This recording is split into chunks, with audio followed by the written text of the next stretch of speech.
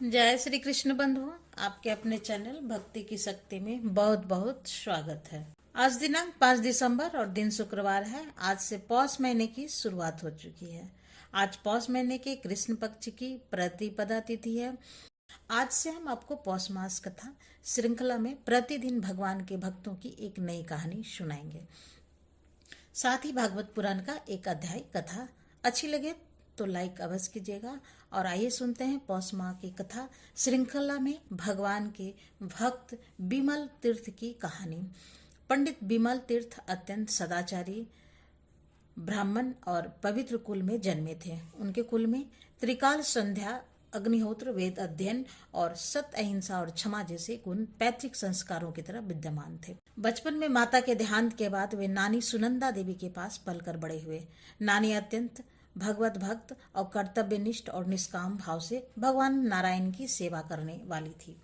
उसके भक्ति भाव और पवित्र जीवन का प्रभाव बिमल पर गहरा प्रभाव पड़ा, जिससे उसने भगवत भक्ति, सरलता, नम्रता और पूजा अर्चना का स्वाभाविक भाव जाग गया।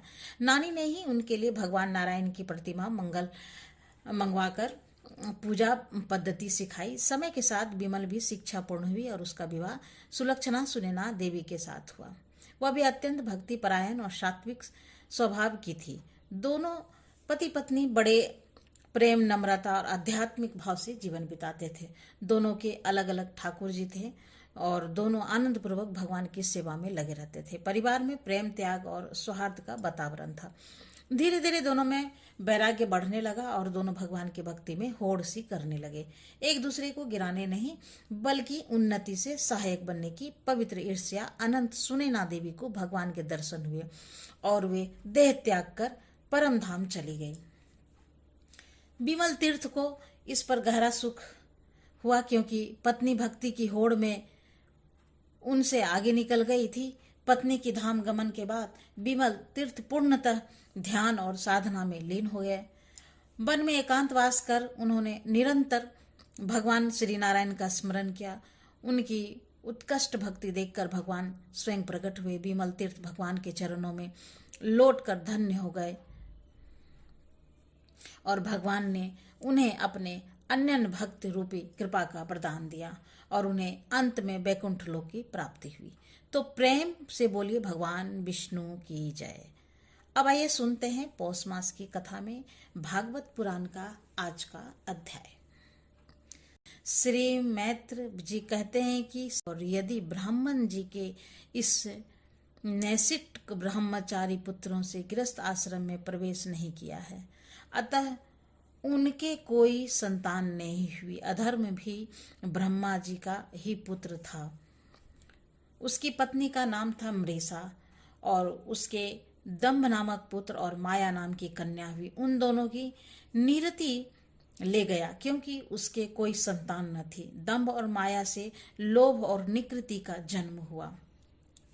उनसे क्रोध और हिंसा तथा उनसे कली और उनकी बहन दुरुक्ति उत्पन्न हुई। साधु शिरोमणि फिर दुरुक्ति से कली ने भय और मृत्यु को उत्पन्न किया तथा उन दोनों के संयोग से यातना और नरक का जोड़ा उत्पन्न हुआ। निस्मा विदुर जी, इस प्रकार मैंने संक्षेप से तुम्हें प्रलय का कारण रूप या अधर्म का वंश सुनाया। यह अधर्म का त्याग कराकर पुण्य संपादन में हेतु बनता है। अतः इसका वर्णन 3 बार सुनकर मनुष्य अपने मन की मलिनता दूर कर देती है। कुरुनंदन, अब मैं श्री हरि के अंश ब्रह्मा जी के अंश से उत्पन्न हुए पवित्र कीर्ति महाराज स्वयं भूमनु के पुत्रों के वंश का वर्णन करता हूँ। महारानी शत्रुपा और उनके पति स्वयं भू मनु ने प्रियव्रत और उत्तानपाद ने 2 पुत्र हुए। अब भगवान वासुदेव की कला से उत्पन्न होने के कारण ये दोनों संसार की रक्षा में तत्पर रहते थे। उत्तानपाद ने सुनीति और सुरुचि नाम की 2 पत्नियां थी। उसमें सुरुचि राजा को अधिक प्रिय थी और सुनीति, जिनका पुत्र ध्रुव था, उन्हें वैसी प्रिय नहीं थी। एक दिन राजा उत्तानपाद सुरुचि के पुत्र उत्तम को गोद में बिठाकर प्यार कर रहे थे। उसी समय ध्रुव ने भी गोद में बैठना चाहा, परंतु राजा ने उसका स्वागत नहीं किया। उस समय घमंड से भरी हुई सुरुचि ने अपनी सौत के पुत्र ध्रुव को महाराज की गोद में आने का यत्न करते देख उनके सामने ही उससे डाह भरे शब्दों में कहा, बच्चे, तू राज सिंहासन पर बैठने का अधिकारी नहीं है। तू भी राजा का ही बेटा है। इससे क्या हुआ? तुझको मैंने तो अपनी कोख से नहीं धारण किया हूं। तुम अभी नादान है। तुझे पता नहीं कि तुझे किसी दूसरी स्त्री के गर्भ से जन्म लिया है, तभी तू ऐसे दुर्लभ विषय की इच्छा कर रहा है। यदि तुम्हें राज सिंहासन की इच्छा है तो तपस्या करके परम पुरुष की नारायण की आराधना कर और उसकी कृपा से मेरे गर्भ में आकर जन्म ले। श्री मैत्रेय जी कहते हैं, विदुर जी, जिस प्रकार डंडे की चोट खाकर सांप फुफकार मारने लगता है, उसी प्रकार अपने सौतेली माँ के कठोर वचनों से घायल होकर ध्रुव क्रोध के मारे लंबे लंबे सांसें लेने लगा और उसके पिता चुपचाप यह सब देखते रहे, मुख से एक शब्द भी नहीं बोले। तब पिता को छोड़कर ध्रुव रोता हुआ अपनी माता के पास आया और उसके दोनों होठ फड़क रहे थे और वह सिसक सिसक कर रो रहा था। सुनीति ने बेटे को गोद में उठा लिया और जब महल के दूसरे लोगों से अपनी सौत सुरुचि को की कही हुई बातें सुनी, तब उसे बड़ा दुख हुआ। उसका धीरज टूट गया। वह दावानल से जड़ी हुई बेल के समान शोक से संतप्त होकर मुरझा गई तथा विलाप करने लगी। सौत की बातें याद आने से उसके कमल सरीखे नेत्रों से आंसू भर आए। उस बेचारी को अपने दुख परिवार का कहीं अंत ही नहीं दिखा। उसने गहरी सांस लेकर ध्रुव से कहा, बेटा, तुम दूसरे के लिए किसी प्रकार के अमंगल की कामना मत कर। जो मनुष्य दूसरों को दुख देता है उसे स्वयं ही उसका फल भोगना पड़ता है। सुरुचि ने जो कुछ कहा है ठीक ही कहा है, क्योंकि महाराज को मुझे पत्नी तो क्या दासी स्वीकार करने में भी लज्जा आती है। तूने मुझ मंदभागिनी से गर्भ से जन्म लिया है और मेरे ही दूध से तू पला है बेटा। सुरुचि ने तेरी सौतेली मां होने पर भी बात बिल्कुल ठीक ही कहा है। अतः यदि राजकुमार उत्तम के समान राज सिंहासन पर बैठना चाहते हैं तो द्वेष भाव छोड़कर उसी का पालन कर बस श्री नारायण भगवान के चरण कमलों की आराधना में लग जा। संसार का पालन करने के लिए सद्गुण और अंगीकार करने वाले उन श्री हरि के चरणों की आराधना करने से ही तेरे परदाता श्री ब्रह्मा जी को वह सर्वश्रेष्ठ पद प्राप्त हुआ है, जो मन और प्राणों को जीतने वाले मुनियों के द्वारा भी वंदनीय है। इसी प्रकार तेरे दादा स्वयं भी मनु ने भी बड़ी बड़ी दक्षिणाओं वालों यज्ञों के द्वारा अनन्य भावों से उनकी भगवान की आराधना की थी, तभी उसने दूसरों के लिए अति दुर्लभ लौकिक अलौकिक तथा मोक्ष सुख की प्राप्ति हुई है। बेटा, तुम भी उस भक्त वत्सल श्री भगवान का ही आश्रय ले। जन्म मृत्यु के चक्र से छूटने की इच्छा करने वाले मुमुक्ष लोग निरंतर उन्हीं के चरण कमलों में मार्ग की खोज किया करते हैं। तू सर्वधर्म पालन के पवित्र हुए अपने चित्त में श्री पुरुषोत्तम भगवान को बैठा ले तथा अन्य सब का चिंतन छोड़ के केवल उन्हीं का भजन कर। बेटा, उन कमल दल लोचन श्री हरि को छोड़कर मुझे तो तेरे दुख को दूर करने वाला और कोई दिखाई नहीं देता। देख, जिन्हें प्रसन्न करने के लिए ब्रह्मा आदि अन्य सब देवता ढूंढते रहते हैं, वे श्री लक्ष्मी जी भी दीपक की भांति हाथ में कमल लिए निरंतर उन्हीं श्री हरि की खोज किया करती है। श्री मैत्रेय जी कहते हैं, माता सुनीति ने जो वचन कहे वे अमिष्ट वस्तु की प्राप्ति का मार्ग दिलवाने वाले थे। अतः उन्हें सुनकर ध्रुव ने बुद्धि द्वारा अपने चित्त का समाधान किया। इसके बाद वे पिता के नगर से निकल पड़े। यह सब समाचार सुनकर और ध्रुव क्या करना चाहता है इस बात को जानकर नारद जी वहां आए।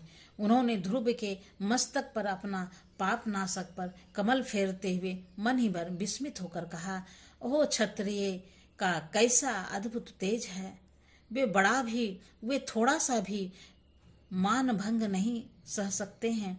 देखो, अभी तो यह नन्हा सा बच्चा है, तो भी उसके हृदय में सौतेली माता के कटु वचन घर कर गए हैं। तत्पश्चात नारद जी ने ध्रुव से कहा, बेटा अभी तो तू बच्चा है, खेलने कूदने में ही मस्त रहता है।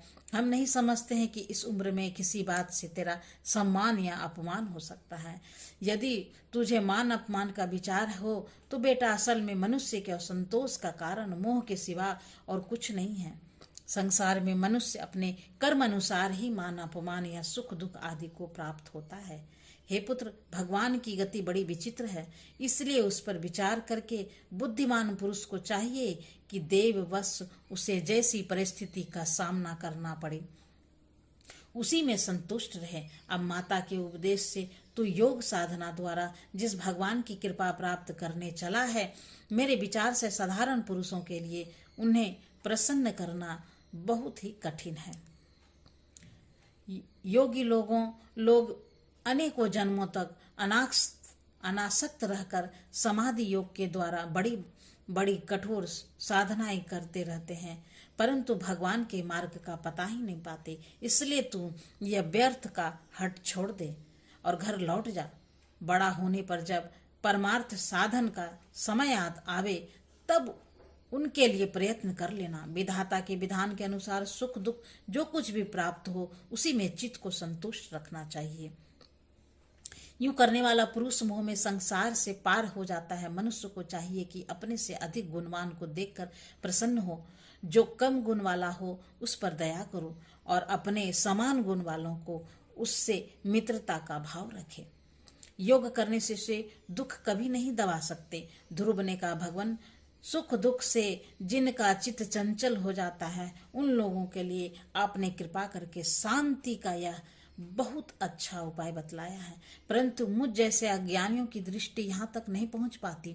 इसके सिवा मुझे घोर क्षत्रिय स्वभाव प्राप्त हुआ है, अतः मुझ में विनय का प्राय अभाव है। सुरुचि ने अपने कटु वचन रूपी बाणों से मेरे हृदय को विदर्ण कर डाला है, इसलिए उसमें आपका यह उपदेश नहीं ठहर पाता। ब्राह्मण मैं उस पद पर अधिकारी करना चाहता हूँ जो त्रिलोक में सबसे श्रेष्ठ तथा जिस पर मेरे बाप दादे और दूसरे कोई भी आरूढ़ नहीं हो सकते हैं। आप मुझे उसी की प्राप्ति का कोई अच्छा सा मार्ग बतलाइए। आप भगवान ब्रह्मा जी के पुत्र हैं और संसार के कल्याण के लिए ही बीना बजाते हुए सूर्य की भांति त्रिलोकी में विचरा करते हैं। तो इसी के साथ आज का यह अध्याय यहीं समाप्त हुआ। इसके आगे की कथा में नारद जी ने ध्रुव से कहा है, यह मैं कल की कथा में। तब तक के लिए भगवान श्री हरि विष्णु का नाम जपते रहें। प्रेम से बोलिए भगवान विष्णु की जय। आज की वीडियो इतना ही। मिलते हैं फिर एक नई वीडियो में नई जानकारी के साथ। तब तक के लिए नमस्कार।